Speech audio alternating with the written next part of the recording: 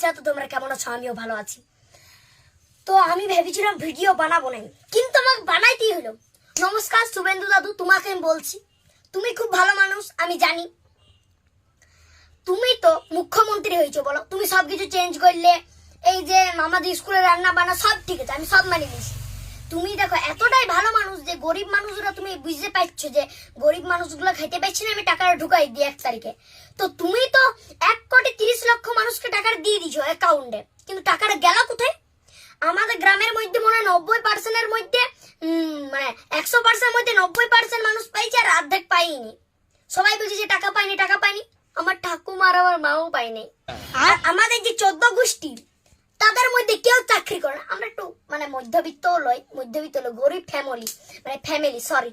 তো তাই বলছি যে অল্প আমার মা বাবার মানে আমার মায়ের আর ঠাকুমারটা ঢুকাই দাও। পাশের বাড়ির কাকিমার ঢুকিয়েছে, পাশের মায়ের মাসিমার ঢুকিয়েছে, কাকিমা জেঠিমা সবাইকে ঢুকিয়েছে, কিন্তু আমার মায়ের আর ঠাকুমার ঢুকে নেই।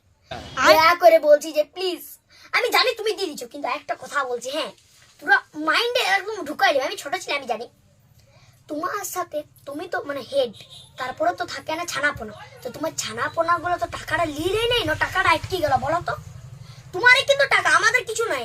আমরা পাবো না, সেটা আমার দুঃখ হচ্ছে, কেন সবাই পাবে, আমরা পাবো না, কিন্তু টাকাটা তো